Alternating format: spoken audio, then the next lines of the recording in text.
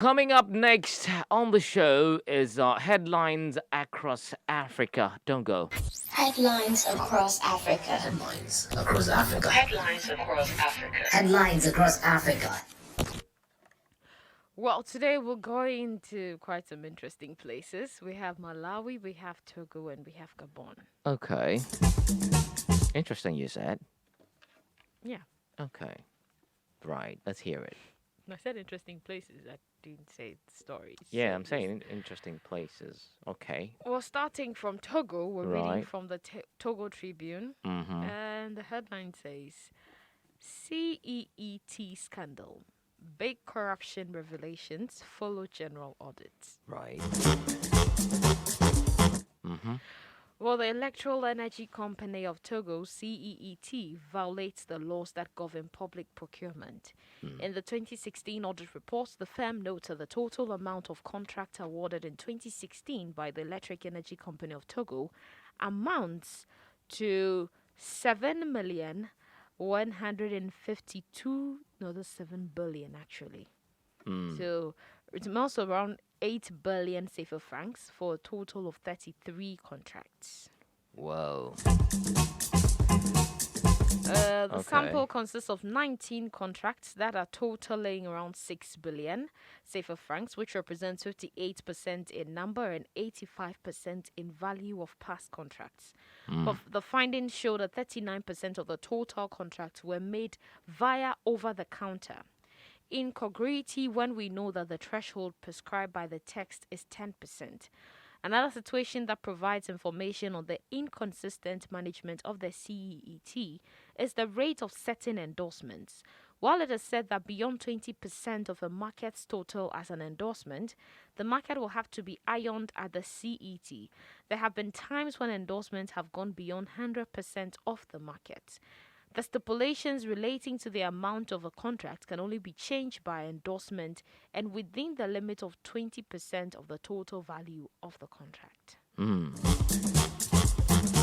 Okay. Well, it's quite disturbing, but I mean, on the other side, it's good to know that when you have a general audit, you're able to bring to the light Yeah. the things that people are doing when it comes to corruption in this big, especially public or state-owned organizations. Very true. So I'm Very happy true. that the audits actually revealed the kind of corruption going on there. I believe that they would work with it and ensure that all the people responsible are held and brought to court. Right.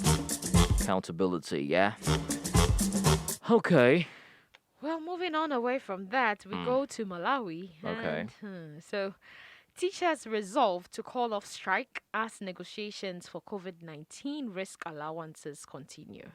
Okay. That's another one. So, parents and learners can now breathe a sigh of relief following the decision by Teachers Union of Malawi, TUM, to call off the stay away pending resolutions of the discussions between the government and the union. Now, TUM addressed journalists in Lilongwe on Thursday morning that the suspension of the strike follows. Right. Now, the suspension follows a commitment President Lazarus Chakwera during the meeting he held with the leadership of the union at the Kwamuzu Palace earlier in the week made. So, Haridi said Chakwera made a number of commitments, including his government's commitment to improving the living standards of the teachers in Malawi. The president assured us that he understands that the teaching industry is one of the largest in the civil service. That as the president of this country, he's committed to 7 Malawians in everything, and in response to the COVID-19 risk allowance, Yeah. the president directed the Presidential Task Force on COVID-19 response to deliberate and discuss the issue. Okay. Well, so Nyirenda also said, in cognizance of the above, the TUM has resolved to suspend the industrial action with immediate effect and that teachers should return to work while the union continues engaging authorities at the Capitol Hill on their request for the COVID-19 risk allowance. Right. Capitol Hill. Yeah, I know, right? Okay. Well, I don't know if I feel certain civil organizations or groups are using this whole COVID-19 period to actually, they're taking advantage of it to Yeah. demand their rights and ensure that the government actually gives them what is theirs. Yeah. But as to whether this is the best time to be doing this, I don't. I. What do you think? I don't think so. Yeah. I mean, sometimes there was this news some time back. I mean, it was way back. We talked about it, that Nigerian doctors were going on a strike and everything amidst COVID. Especially that was at the early, stages of COVID and all of that. But then eventually they just had to go back to work. Yeah, the government owes you and is supposed to pay you, but at the end of the day, don't forget that you swore an oath, right? I mean, something that you have actually sworn to do. So obviously, you'd want to save lives and then come back and talk to government later. Okay. Well, we're moving finally to Gabon, where we're reading from the L'Union newspaper. Okay. Now, the headline says COVID-19 voluntary vaccination. Okay. And then the next sub-headline Says. is no, vaccine is not mandatory. Okay. So the choice is voluntary. And this was announced by the Health Minister, Dr. Guy Patrick Obiang Ndong, at his press conference on Monday, thus lifting the equivocation on the debate about the upcoming vaccine plan. As elsewhere, the vaccine will not be mandatory in Gabon. Now, people who want to be vaccinated will do so voluntarily and with informed consent. We will not Right. require anyone to be vaccinated against their Their better will. judgment. Yes. Now, the government official has said that if they are concerned about the choice of vaccines, it is probably all the possible side effects that are feared by more or than one of them. And in this regard, the minister has reassured that teams are working to put in place a pharmacovigilance system so that after the vaccination, all people who, if ever, present adverse effects can Yeah. resort and report there Okay. immediately and they'll be taken care of. Right. So this is a strategy that he points out by the authorities, and it said they are all under the same sky, so they can be able to see what is happening. Right. Okay.